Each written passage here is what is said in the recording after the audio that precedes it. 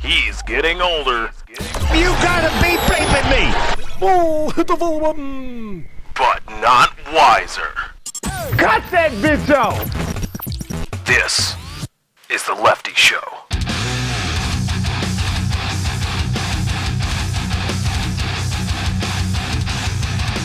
Welcome, everybody, to The Lefty Show. I am your host, Lefty. Glad to be here with all of you today, Monday, September 1st, in the year of our Spaghetti Monster 2014. Welcome one, welcome all to episode number 82 of The Lefty Show. And indeed, a happy Labor Day to all of you. Hope you're... Shouldn't it be called non-Labor Day? Look, I'm all for effectively communicating meaning. And Labor Day seems like a misnomer. It seems like it's trying to communicate something, but not doing it very well. Right? The idea is, we're trying to communicate that, we're celebrating laborers, but Labor Day just sounds like any other day. You wake up and every day is Labor Day. When you go to work, every day is a Labor Day. It should be non-Labor Day or Labor Memorial Day.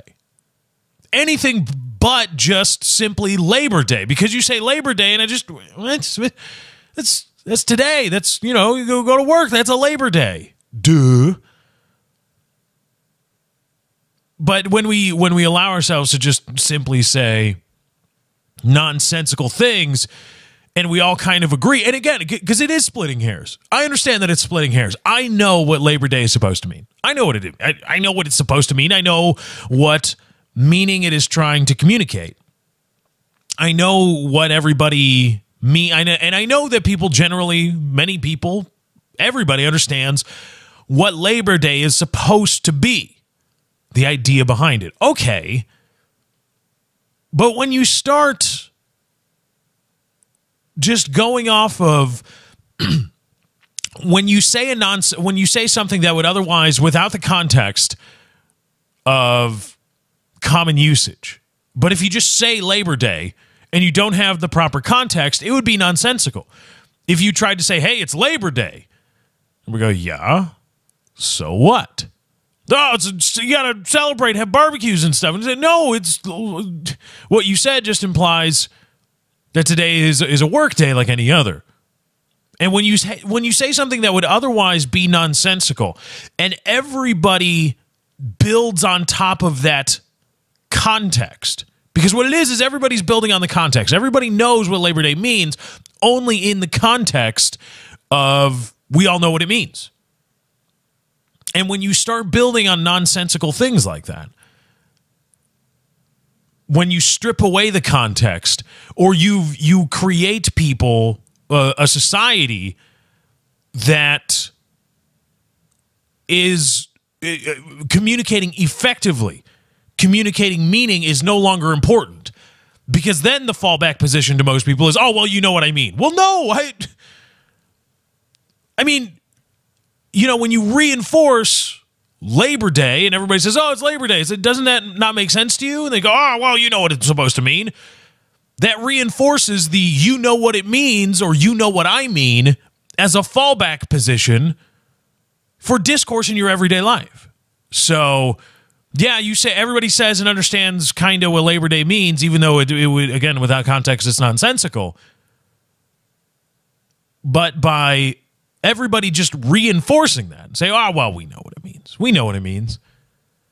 We're going to create, and we already have, a society where we just blithely throw about nonsensical language. We say things we don't even think about what they mean or could mean, and say, you know what I mean. Oh, you know what I mean. Jumbo shrimp. What? Huh? What are you talking about? What is that? So I thought that a little, because Labor Day is like, it's every day when you go to work. But a happy Labor Day to you. Drive safe, and don't let the Tennessee Highway Patrol enforce. And I read this, and Labor Day in America a lot of people like to go to to parties, to barbecues, and they drink. It's a good day drink. It's because in college, a weekend, because it's a Saturday, is a good excuse for day drinking. But when you're an adult, like an actual adult, doing adult things, I wouldn't know what they are because I play video games. When you're an actual adult, you need a good damn excuse for day drinking. You can't just go around like, hey, it's a Thursday, no work today. You can't just go around doing that. I mean, you can, but then people are going to look at you. What is your problem, Bob? Bob, you have an issue. You need to get that under control. You can't be going around, because when you day drink in college, it's like, oh, it's what you're supposed to do. Yay. When you day drinking as an adult, people say, what the hell is wrong with you, sir? Sir, why are you drunk at 2:30? How you talking to me, damn it? People look at you like you have a problem. So Labor Day and Labor Day weekend is a good excuse for day drinking for adults. We only have a few of them. We don't have very many of them. St. Patrick's Day is a big one. Oh, St. Patrick's Day. Oh. Christmas, Thanksgiving, and Labor Day immediately come to mind. I honestly can't think of 4th of July. 4th of July, okay. But we don't have, it's not like, the football team's in town. Let's go. Get the keg at 6 in the morning. Tap that bitch. You can't. That's not what we're able to do. So we hold and we covet our day drinking days, our day drinking holidays. It's Labor Day. Don't you touch my day drinking holiday. So traditionally now, on this weekend, you're going to see a lot of people today even getting behind the wheel of a vehicle, of a motor car. God, what was this, 1912? Of a motor vehicle after imbibing. And this is always a boon for local police departments, because this is a big day for DUIs. This is a big day because, you get some guy that's been drinking for 4 hours at a barbecue. It's now 6 o'clock because he's got to drive home and sober up and go to sleep because he's got work on Tuesday. And so it's 6 o'clock, sun's out, driving home. And you get a drunk stop. You cross a double yellow something, or you just roll up to a drunk stop and bam, they got your tickets. Bam, now you got to pay fines. Because what are you going to do? You going to fight it? No, you're just going to pay the fines. Whatever.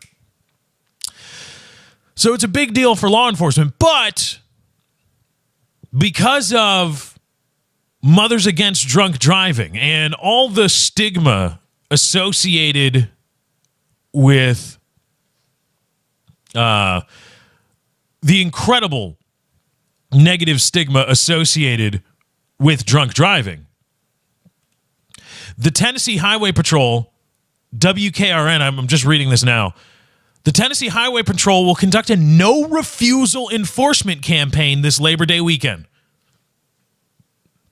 It goes into effect at midnight, Friday, August 29th, and concludes at midnight, Monday, September 1st.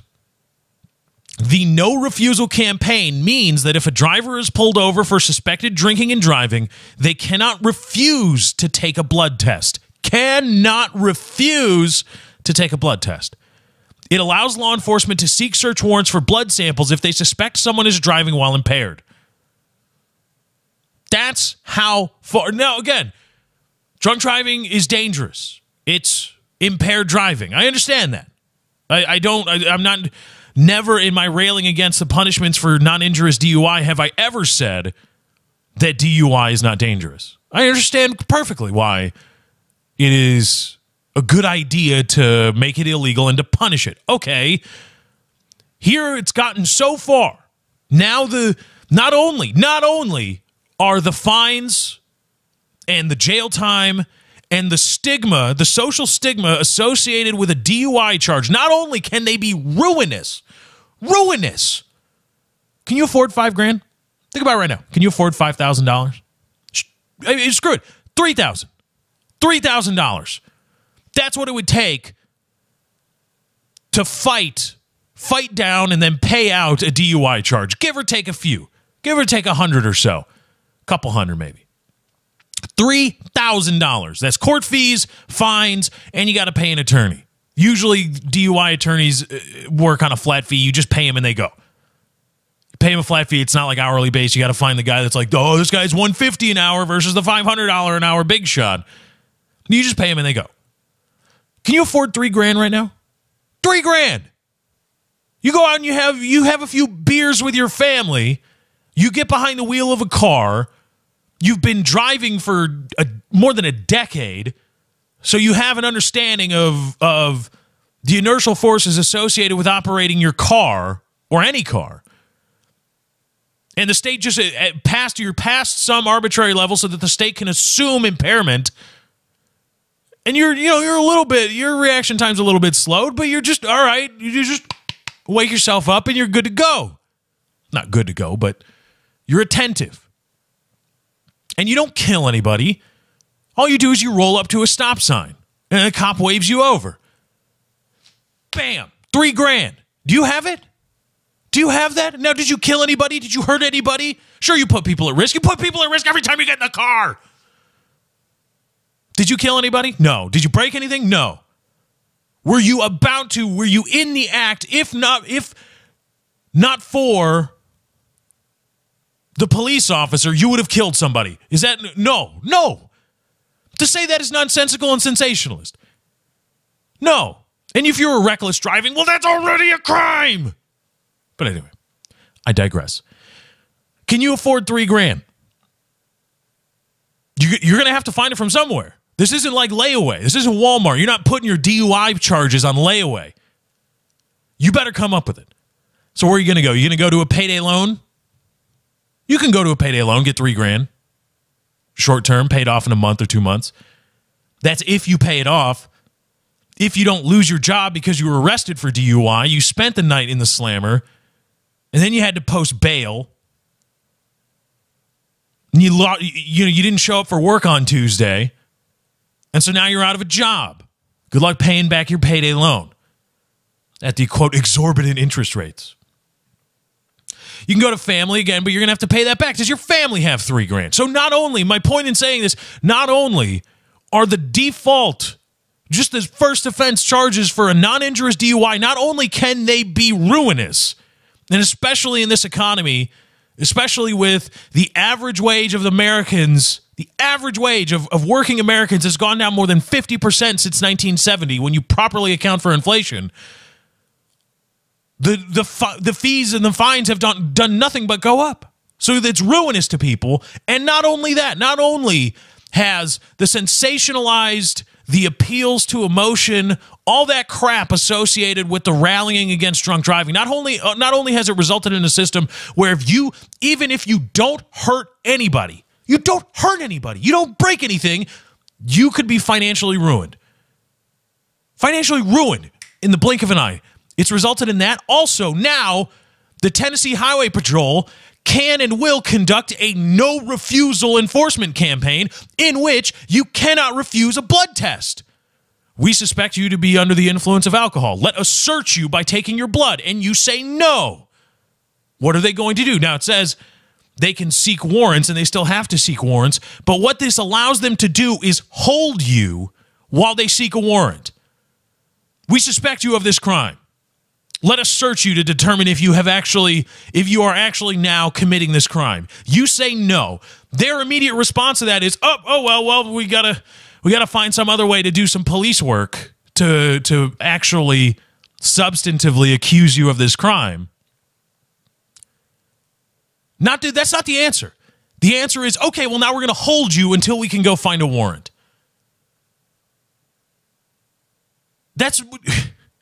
Again, that is effectively no refusal. No matter what you do, if the police, if 5-0 thinks or wants you to be under the influence of alcohol, not even like reasonably, it's like a reasonable suspicion or anything like that. If they just think, maybe that guy's a little bit messed up, they got you.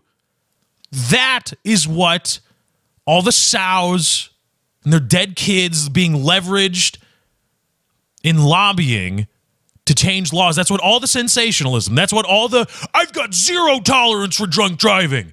Zero tolerance. Yeah, bro. Yeah, come down hard on drunk driving. Because it's totally impossible that these people have legitimate problems. It's totally impossible. Let's screw it. Just put him in prison. Never mind. You get caught with a little bit amount of pot. Yeah, you get arrested, and you want lenience. You want, I'll go into a drug rehabilitation program. Give me a suspended sentence, time served. I spent a night in jail. Give me something other than a life-ruining fine or time in prison. Anything else? Oh, well, let's see what problems these people have. What are their actual problems? What is the problem that their crime is a manifestation of? Their crime is a manifestation of some larger problem. Let's figure out what that is and help them. But not for DUI. It's DUI. I got no tolerance, bro. Because I don't know how to drive yet. I still can't believe the guy did that. He's such an idiot child. Can't believe somebody actually said, you're so impaired. You're impaired. This happens and that happens and that happens. Okay, well, do you drive? Well, no, I don't. I'm not old enough to drive yet. But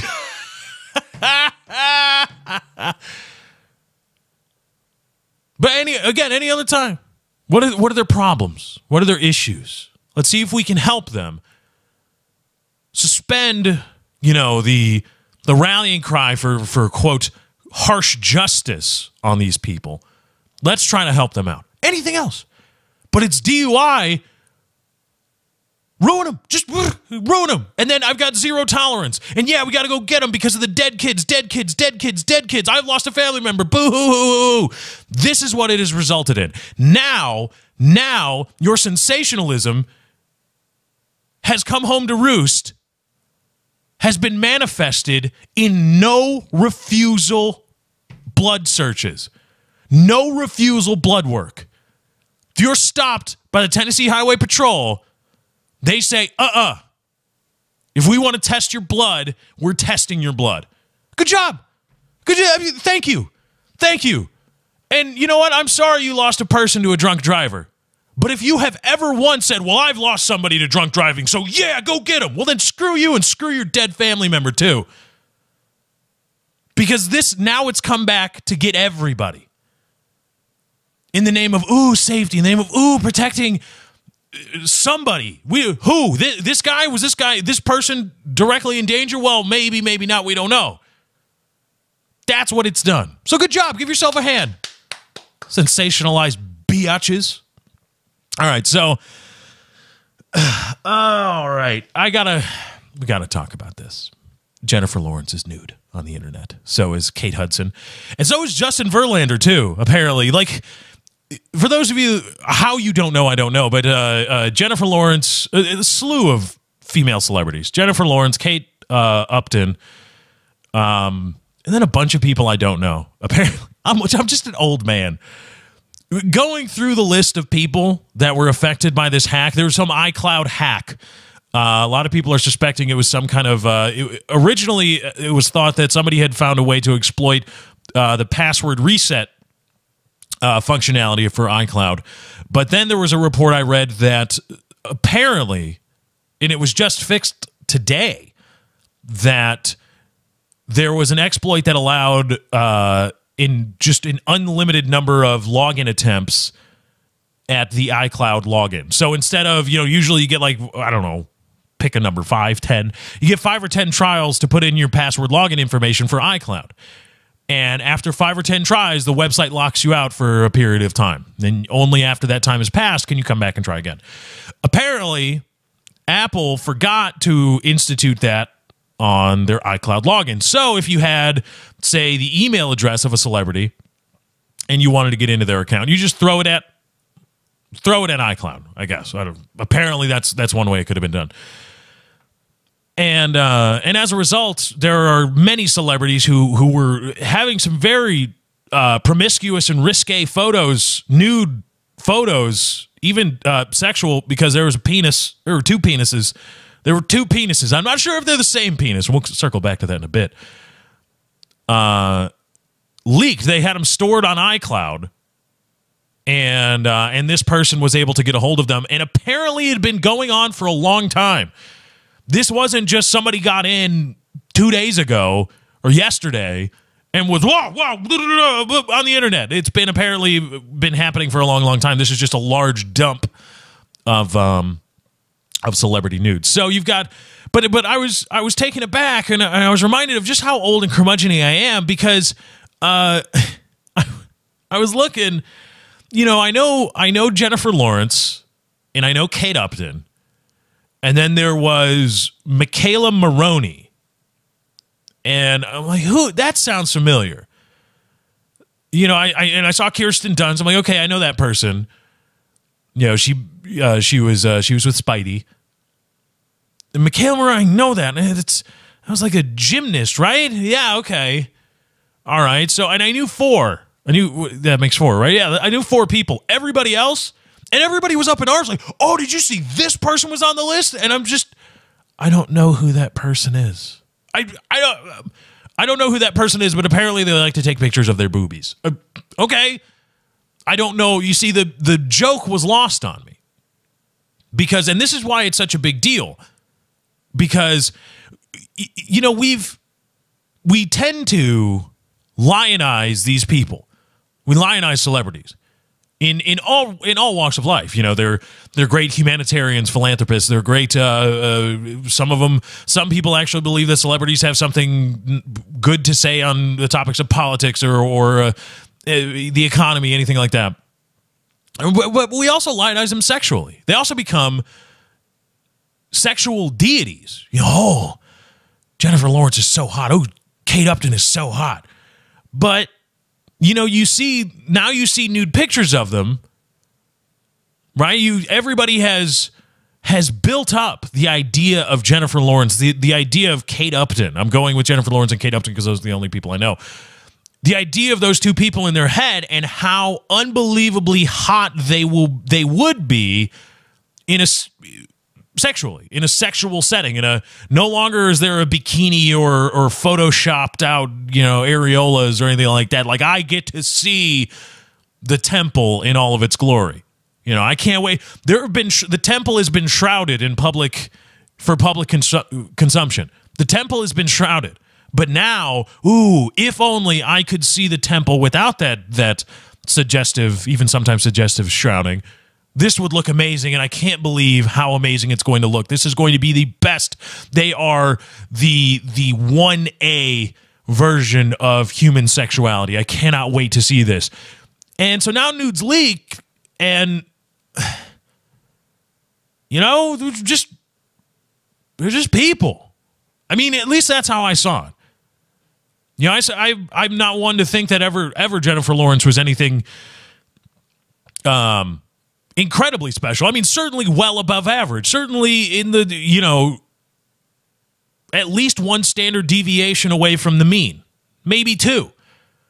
But not 3 or more. She's not a statistical outlier in terms of hotness or physique or body or anything like that. She's, you know, all right, definitely good looking.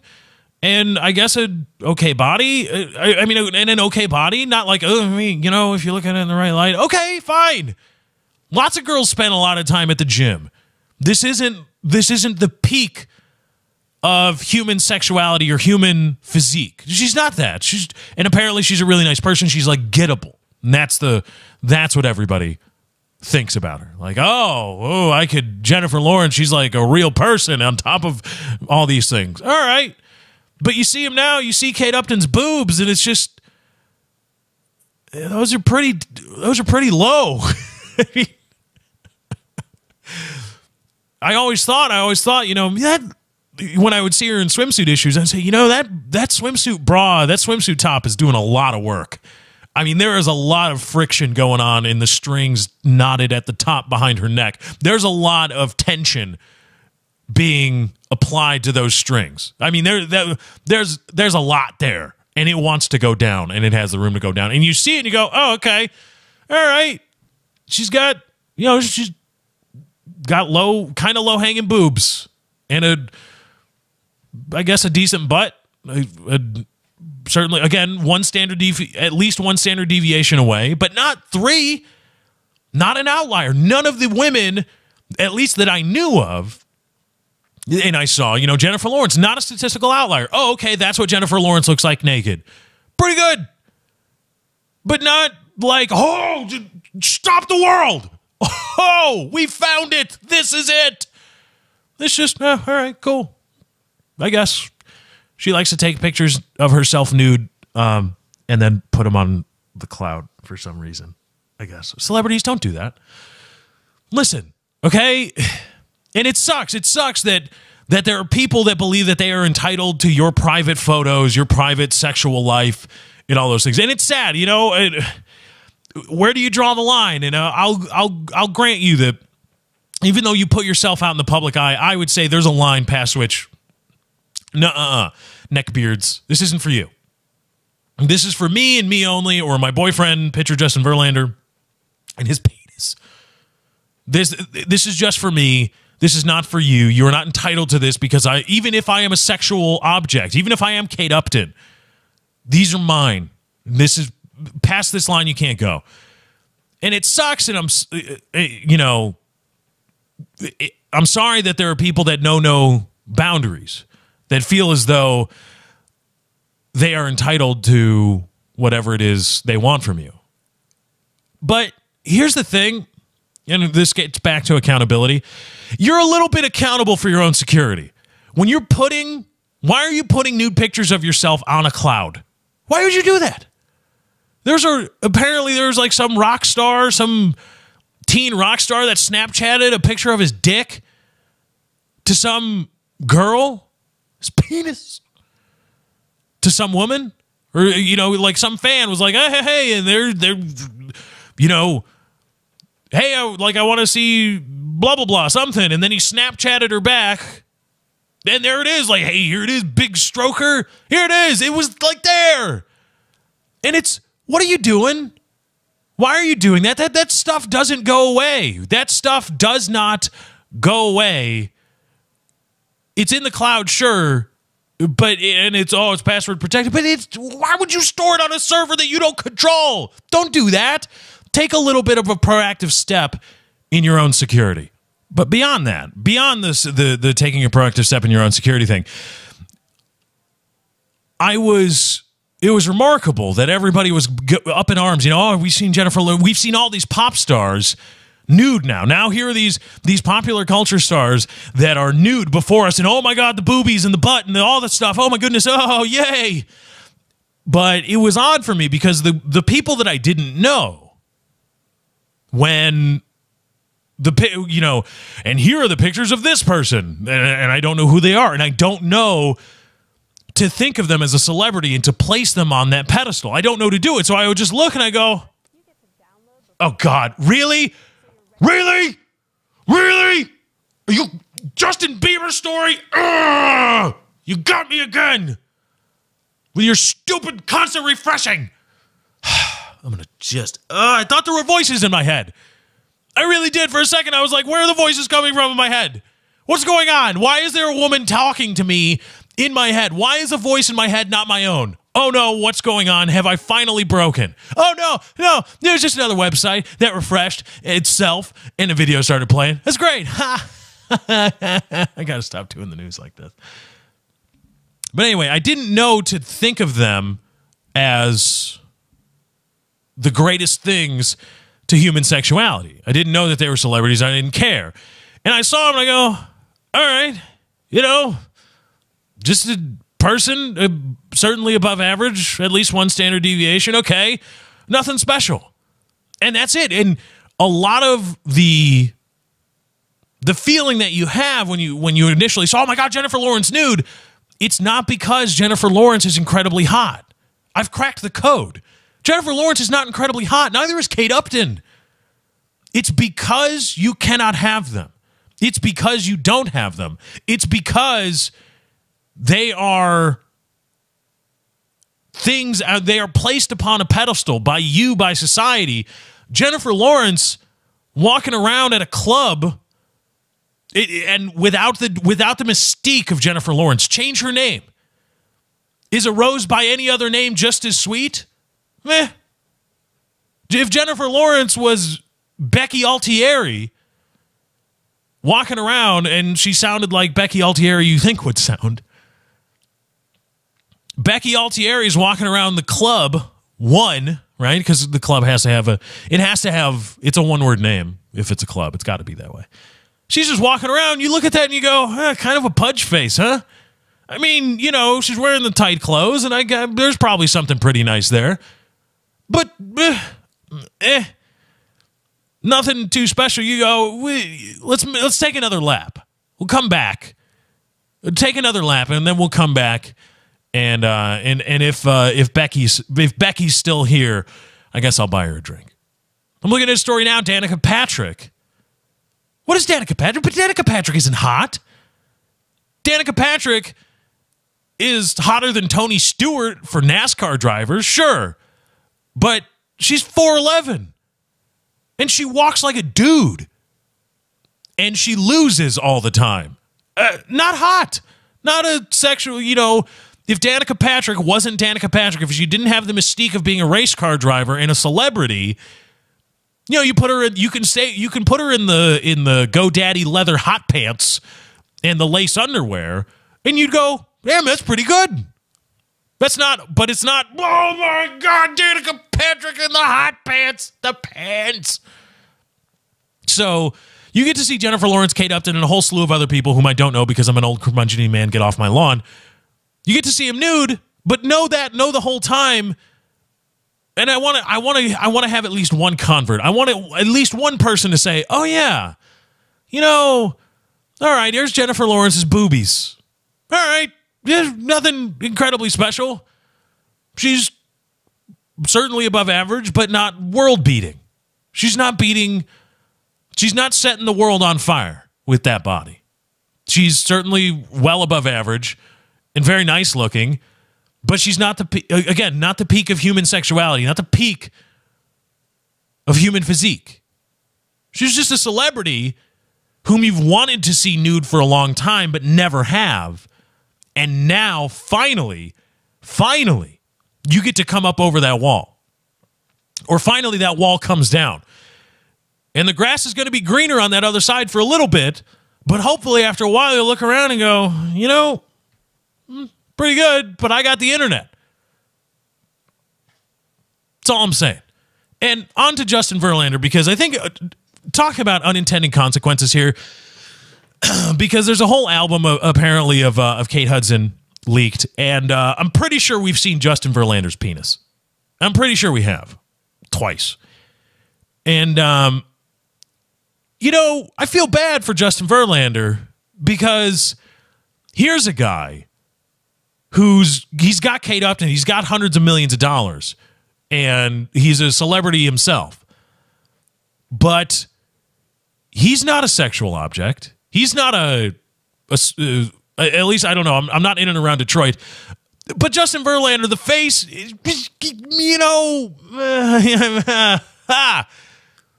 not a sex symbol. Not really. Certainly not like Kate Upton is on the female side.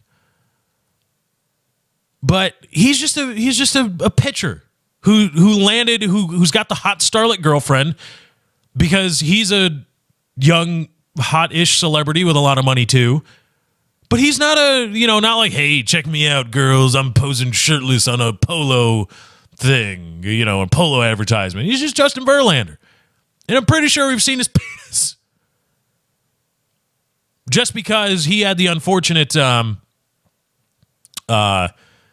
circumstance of dating Kate Upton, taking promiscuous photos with Kate Upton, and then having Kate Upton put those things on a cloud. And I got to say this. There's a picture circulating. There's two pictures in particular of Kate Upton and Justin Verlander naked in the mirror. And maybe this is a little, maybe, this is a little not good on my part, but I gotta say, of the two butts lined up, Justin Verlander's isn't bad. Certainly above average, certainly one standard deviation above the mean. Justin Verlander's got a nice butt, all right, and it's on par with Kate Upton's. I mean, if you chopped off the picture so that you didn't start to see Verlander's hairy legs, you know, and you just had the butt and the lower back, I don't think you could tell which one was which. You'd have to crop them too, because you can know, I've seen the picture. I know Kate Upton's is the one closer to the mirror in the perspective or forced perspective or whatever. So if you just cropped them out and you just had the two separate butts, I don't think you could tell the difference between Justin Verlander's and Kate Upton's. This again, this goes to my point. Kate Upton, you've put her on a pedestal. You've lionized her as a sexual object. You thought, oh my God, I cannot wait to see this because it is going to be the greatest thing ever. Probably her boyfriend has an almost a better butt than her. And does that make me? I don't even care. I call it like I see him. Justin Verlander, keep doing those squats, my friend. And speaking of doing butts and squats, Katie and I try to be nice to the working man, like all the people below me. But when I go out to eat, and Katie and I go out to eat, the people that work in the service industry, I get it, right? And I don't go out to be a bad person, and I don't want to be. And I'm very nice. I probably say thank you way too often, and I tend to tip well. It's easier to get me to tip well than it is probably your normal person, right? You just smile, and you're timely with the drinks, and you at least make an effort, a token effort of like, hey, do you need anything else? Because nobody ever needs anything else. Nobody really does. You give me another beer. If you see I'm getting low on a beer and then you show up with a fresh one, that gets you into 25% tip territory right off the bat. But Katie and I go out to eat yesterday, and it was a Buffalo Wild Wings. So it was a lot of, there's a lot of female servers at Buffalo Wild Wings. And and I just noticed this, when did the acceptable uniform pants for female servers become tight, perhaps one size too small yoga pants? When did that become acceptable? Or when did that become the norm? Because I looked around and I saw at Buffalo Wild Wings, all the female servers all had one size too small yoga pants on. For obvious reasons, right? Hey, here, look at my, I did 45 minutes of squats this morning. Here, look at my butt. And give me a nice tip. But the guys were still wearing the same crappy black pleated jean things. What is that crap? As I understand it, yoga pants are very comfortable. And you get to show off your butt to men or to even lesbian customers, and they give you a better tip. You wag your tushy at them once in a while, and there you go. You get a little something. You're not handing out half and halves in the back, but it's a little, you get to put on a show, right? And you get it's more comfortable, and you probably do a little bit better tip-wise than you normally would if you were just wearing baggy black shorts or baggy black, jean shorts or jeans.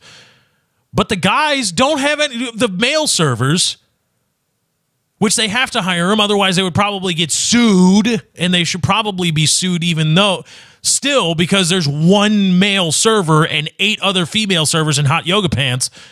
Why do the male servers have to wear the crappy black, Dickies jeans?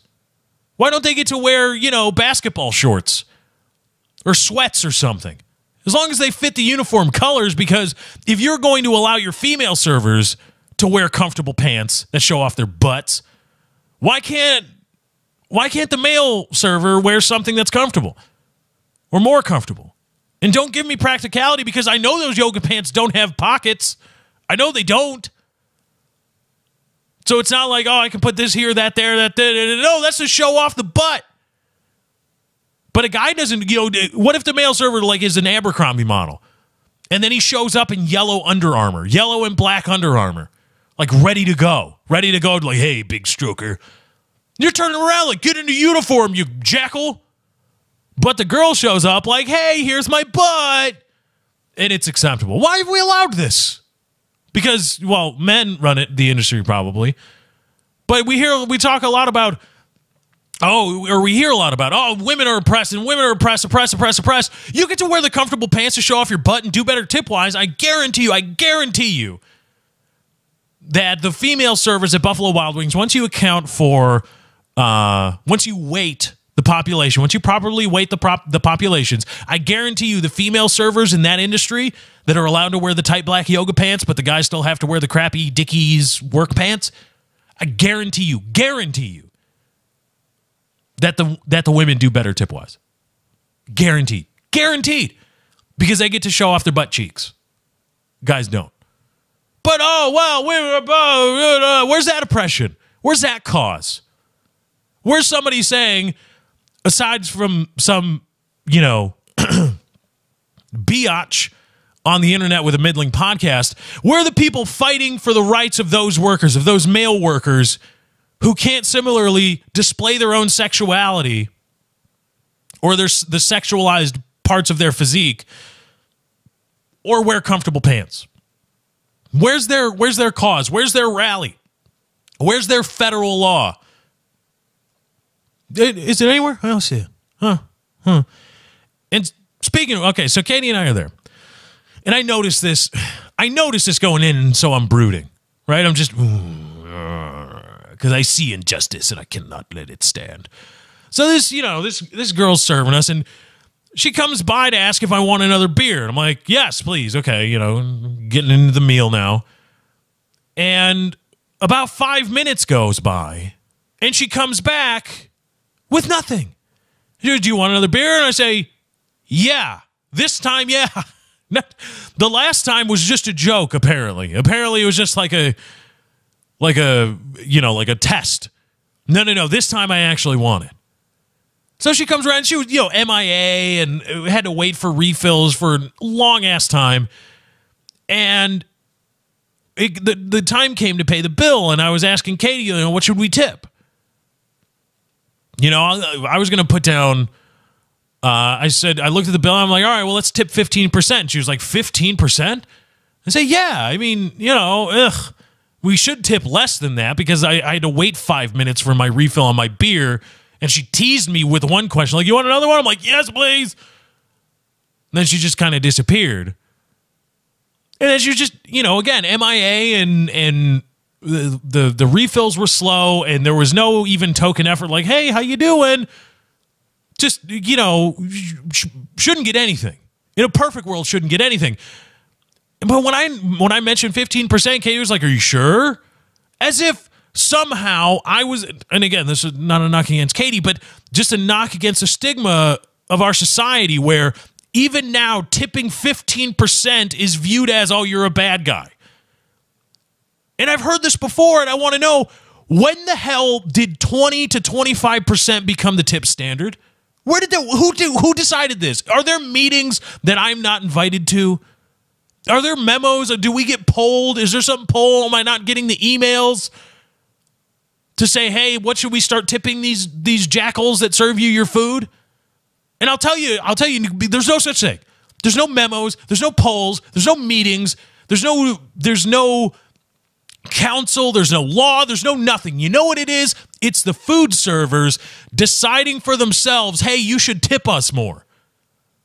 And just, 25% is the new standard. It used to be that 15% was the go-to average. And that was good. And I would feel like a badass tipping 20%, 25% on a bill. Like, here you go. That was a way to show you did a really good job. You made me feel at home. Thank you for doing a good job handling my food. I greatly appreciate it. Here you go. Now, 25% is the gratuity they add when you show up with 5 people. They just assume it.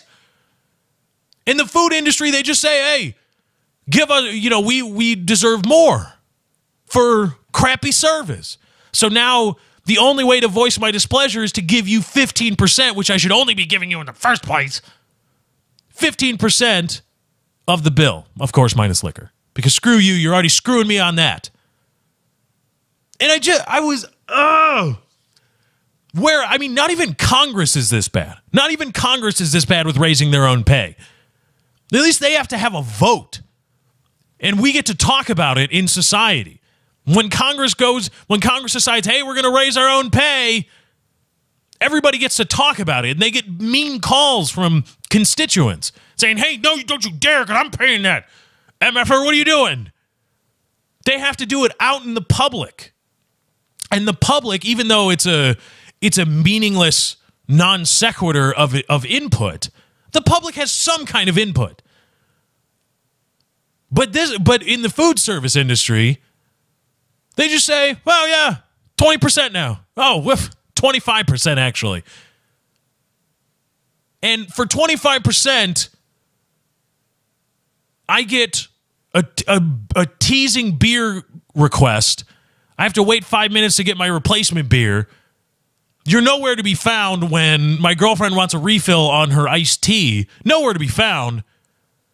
And it's Buffalo Wild Wings food. It's not like we're working at, this isn't a Morton Steakhouse, sweetheart, all right? And so all you have to do now in the food service industry is you do 45 minutes of squats every morning as a female, put on your one size too small yoga pants, flash your butt at the customers, and now you get 25%. Just because you say so, because all of your constituents in your business decided, you know what, we need more money. So it's time that we start being a lot more, you don't get a tip if I decide that your service has been awful. You don't get a tip. You get nothing. You're late with the pizza. You said it'd be 30 to 45 minutes, an hour and a half later, you show up with the pie. You got nothing, big fella. Nothing. I want a beer. I want my replacement beer. I want my replacement drink, or I'm looking for some hot sauce or something. And if I have to flag you down, and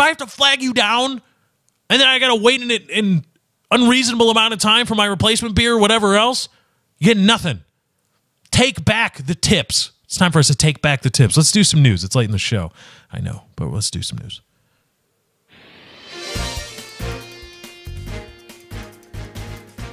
Got some interesting news today. We'll try to get to some of these things. We're not going to get to all of them. More workers are claiming wage theft. This is from the New York Times. Fueled by superstition, people are violently attacking albinos in Tanzania. We've got a texting while driving story. A woman impaled through the buttocks after a texting while driving accident. And Danica Patrick scores her best script. Why? It's news that Danica Patrick finished sixth, and I want to talk about that. It's the news with Lefty. We'll fade that out because it runs long. It runs long, and I don't have a way to finish it. We talked about drunk driving earlier and about the stigma associated in our society with it, and how absolutely ruinous drunk driving can be. Or a DUI charge can be. And my point has always been the punishments are completely out of whack. The punishments for DUI in America are completely and utterly out of whack, because the whole reason that we make drunk driving illegal, right? Here's my truncated argument. The whole reason we make drunk driving illegal is because it's impaired driving. Impaired driving is dangerous. When you are operating a motor vehicle impaired, or when your reaction time, your braking distance, when the things that you need to effectively operate your car in a somewhat safe manner, because it's still a mechanical missile, no matter what, drunk or sober, you still got all that energy from a huge amount of mass moving at a pretty high rate of speed, or velocity, because velocity is a vector, speed is a scalar. When you have, when you are impaired in doing so, that's bad and dangerous. It's wrong to purposefully impair those things and then go on about driving. Okay. And I say, okay. When you break it down like that, it's not that alcohol is inherently evil. This is not puritanical Pennsylvania.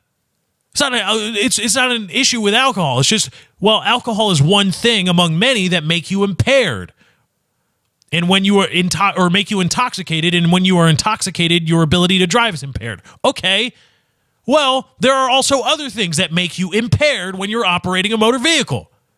And if those things impair you to the same level, or even worse than alcohol does, it would seem to me that those things should be equally discouraged via punishment and illegality as drunk driving, right? I mean, that seems logical to me. That seems wholly logical to me. Impaired driving is bad, and we're going to punish you at this level because being drunk behind the wheel impairs you so badly that, oh, you're such a danger. Okay. All right, fine. And it impairs you because your reaction time, braking distance, all these things are your ability to stay in your lane. All these things are that you need to be able to safely operate your vehicle. All those things are impaired. You're a danger to everybody. Okay. All right, fine. We're not punishing you for being drunk. We're punishing you for impairing your driving ability. Okay. Now, when you're texting while driving, study after study has shown that at the very least, you are just as impaired while texting on your phone while operating your motor vehicle, texting, as you are as when you're drunk. When you're just, when you're 0.14, you're just as messed up. Your driving ability is just as impaired when you're looking at your phone texting, your girlfriend about what panties she has on. You are just as impaired then as you are when you're 0.08 plus. Effective impairment in terms of the things you need to be able to do to operate your motor vehicle, brake in a timely fashion, stay in your lane, maintain speed. All these things are all impaired at the very least, just as badly as they are when you're drunk. It would seem to me that you should punish then texting while driving just the same as you do DUI, right? I mean, right? And then the piece de resistance of my argument is, okay, then if we agree on all those points, let me know how you would feel about a system in which you receive a $1,000 fine and an immediate 6-month suspension when a police officer observes you texting on your phone. Or if you are stopped and an officer believes you were texting on your phone, and the officer wants to look at your phone to determine whether you were actually texting at the time. He wants to unlock your phone and look through your text messages or call logs. And you say no, bam, immediate 6-month suspension of your license to drive a vehicle. Would that system be okay with society? My guess is no. My guess is people would go, what, you're putting me in jail for texting while driving? I'm going to jail? I didn't kill anybody. Here's a story out of, this is from USA Today. Elizabeth, Colorado. A woman says she was texting and driving when she hit a pole that went through her car, piercing her thigh and buttocks. Elizabeth firefighters had to saw off the front and back end of the pole to get the woman out. Christina Johns says she was in the parking lot of Elizabeth Middle School on Wednesday morning to deliver her daughter's saxophone, which had been left at home. As she was driving away from the school, John started texting her friend. I was running late for a business meeting, so because she's a powerful businesswoman, okay? Independent, powerful woman.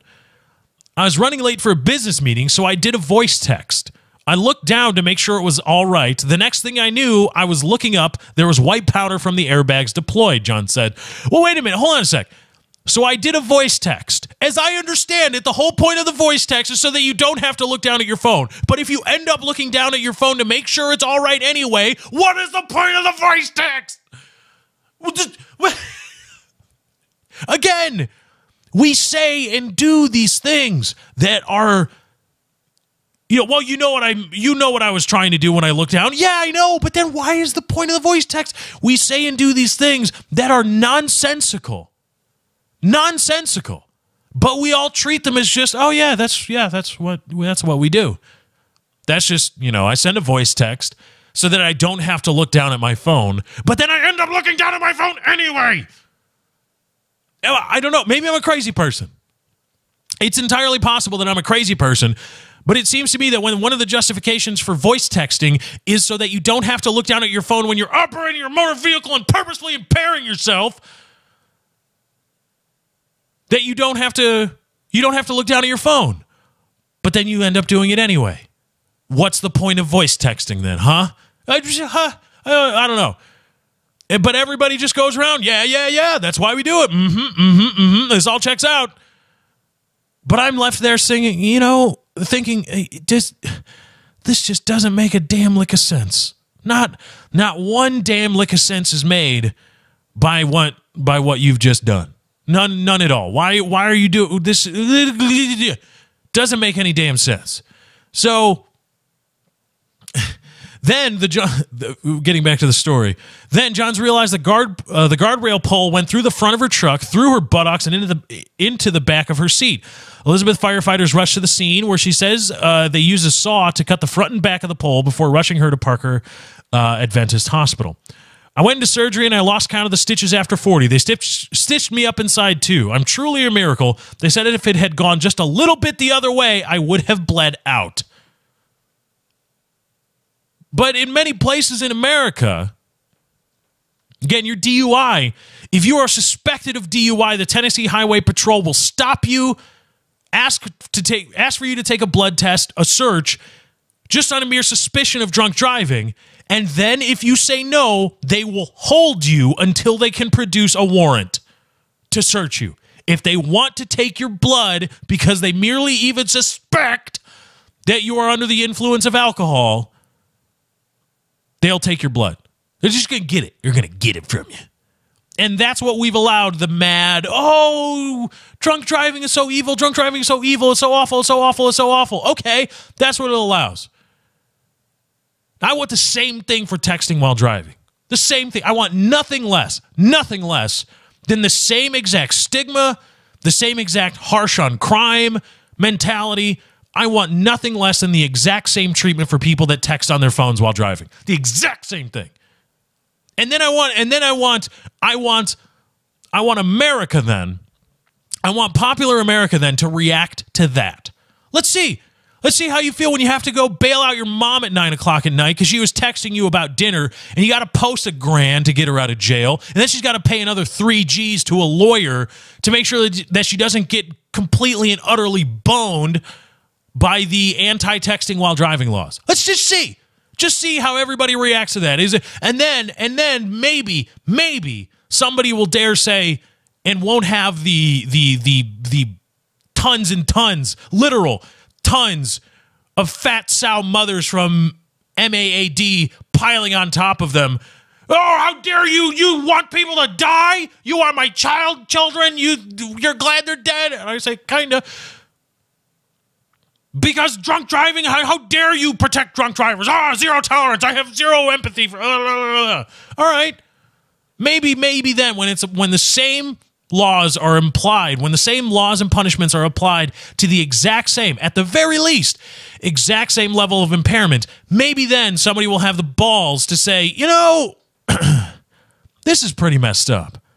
In a case where if I'm just texting and I haven't hurt anybody or I haven't driven recklessly and killed anybody, and I'm just pulled over and then I'm arrested and my license suspended and I got to pay thousands of dollars in fines and court fees and attorney's fees, maybe that system's a little bit messed up.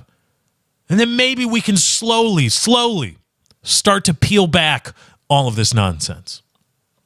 In These People Occupy the Same Planet as Us news, this is from Vice News. In the past month, a spate of violence attacks in Tanzania targeting people with albinism for their body parts has highlighted a morbid practice linked to witchcraft. People with albinism, known as albinos, or albinism, known as albinos, are born with a deficiency of melanin pigmentation. Those with a complete lack of pigmentation have extremely pale skin and hair, and their eyes are typically a light shade of blue. The condition generally results from recessive genes carried by parents. Albinism in Africa brings with it an increased chance of developing fatal skin cancer, and the lack of pigment to protect eyes against the bright sun can cause sight problems. Africans with the condition can suffer alienating social stigma in communities where their neighbors and relatives believe them to be ghosts, cursed, or intellectually incapacitated. In some regions, they face near constant threat of violence. UN officials and rights groups reported at least 5 assaults on albinos that occurred in Tanzania in less than 2 weeks in August. On August 5th, 3 men armed with machetes hacked a 15-year-old girl's right arm off below the elbow in the western region of Tabora. Her family was threatened with death and could not scream for help. Later that day, the assailants targeted her uncle, who also has albinism, though he was able to escape. Okay? All right? There we go. I mean, you can call it whatever you want, racist, whatever. These people exist where they see somebody with albinism and albino and they think they're a ghost. In a society where, in a world where one society is pushing forward a $7 billion plan to have a capsule to take humans to Mars in the next 5 years, when we are pushing forward that plan, one society is, and yet here's another society, another group of people on the same planet, in the same solar system, who will hack off a 15-year-old albino girl's arm because they believe her to be a ghost. Just, that's all I got to say. That's humanity for you. That's what we do. I mean, the space stuff is nice. It's great. But we still have a bunch of morons running around chopping off the clitoris of women because, hey, how dare they derive sexual pleasure? If you're an albino, oh my God, you're a ghost, and I actually believe that kind of crap. And the same people from the same part of the world will kiss dead Ebola victims. Hey, and then when the people come in, when the aid workers come in and give all the aid for free and say, hey, maybe you shouldn't do that anymore, the people get pissed off. Dude, can we stop pretending that these people are part of the world on the world stage? Can we stop? Yeah, they're from Africa, and I know there's a stigma associated with that, but let's stop pretending like they're bringing anything other than doing anything other than holding us all back and giving us Ebola. Because they kiss dead Ebola victims when they are at their most infectious. I love you. And then when the aid workers say, hey, don't do that. Oh, how you are coming against my religious practices. Oh, how dare you? Oh. The same on the same continent. You're an albino? You must be a ghost. That's something literally that Peter Griffin would say. Peter Griffin would say that. Peter Griffin would, Lois, that guy's albino. She'd, yeah, Peter. You go, he's a ghost. And everybody would laugh because ha ha ha ha ha ha ha. Peter's so ridiculous that his crazy hijinks, he would actually believe that. How backwards and stupid he must be. That really happens. Really happens. Can we stop pretending like these people do anything else? Let's stop. Just go ahead. Here's irrigation. Grow your food, whatever. But we're not going to pretend like you're not invited to the Cool Kids Club meeting where you get to talk about rights and how to move forward technologically and the globalization of economies. No. You get what we give you because a lot of you still believe that people with albinism are ghosts. No more aid to Africa, too. It's Iran. No more aid to the Middle East. No more aid to Africa either, unless it's just simple farming, agriculture stuff. Just there. There you go. Have fun. Put walls up around it, too. Just there you go. Do all your crazy kissing dead Ebola victims because, hey, screw it, that they had Ebola. I got to kiss this person because, some spirit god told me to. And also have the same people that hack off the arms of 15-year-old girls who have albinism because we think they're ghosts or they're witches or something. And just let them have the continent. We don't need it. Unless we need to farm it eventually. Because the rest of society is putting people in space and we need to grow stuff to send to them. All right, in final and impromptu sporting news corner, Danica Patrick, this is news on USA Today. Danica Patrick snuck up on everybody Saturday night at the Oral-B USA 500 at Atlanta Motor Speedway to post not only her best result of the season, but the best finish in her Sprint Cup career. She finished 6th. Okay? Danica Patrick, who's not in the race, who's not in a postseason race for NASCAR, who has never, as I understand it, never won a NASCAR event. Yeah, that's right, because her best finish is 6th. If she had won one, her best finish would be 1st. Danica Patrick hasn't won anything. Anything. Why do I care that she finished 6th? Not even. Why is this news? It should be Danica Patrick didn't win again. Did she win? No. All right. Well, okay. Then if you're going to do.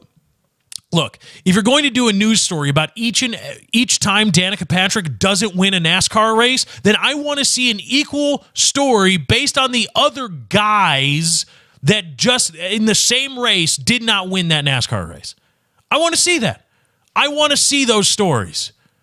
Well, this guy who's never won anything also didn't win anything. He just did a little bit less bad. He performed a little bit less poorly this time around. I want to see those stories, but they're not there. Why? Because they're dudes. Danica Patrick doesn't win a damn thing. Front page of USA Today about how she performed in a NASCAR race. Who won the race? I don't know. I couldn't even tell you. Maybe it says in the article. Doesn't say in the first couple of paragraphs. So again, I'm sure there are backwards, archaic men out there. But please, let's tone back on the women are universally oppressed in our society rhetoric. Just a tad, huh? Because here's Danica Patrick not doing anything, yet it's a front page story on USA Today. All right, let's bring it home.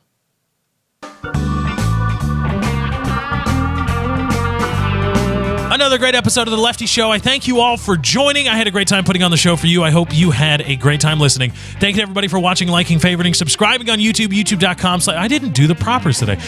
Anyway, thank you for watching, liking, favoriting, youtube.com/LeftyOX, where you can go to find the show in its YouTube formation. Thank you to everybody for following me on Twitter @Lefty643. Stay up to date on all the latest and greatest Lefty Show news. Thank you to everybody that's been sharing the show with friends, family, and coworkers. You help the show grow when you do that. You can find us wherever you get your podcasts, Android, iOS, or the iTunes Store. Wherever you go for your podcasts, search The Lefty Show. You'll be able to find us there. Be sure to subscribe to the feed. Downloads all the episodes at your leisure. Thank you to everybody for donating. I'mRaising.com/643 Productions. Anyway, guys, that's my time. I got to get out of here. Thank you for joining. I hope you enjoyed. I'll catch you next time. I'm out. Bye.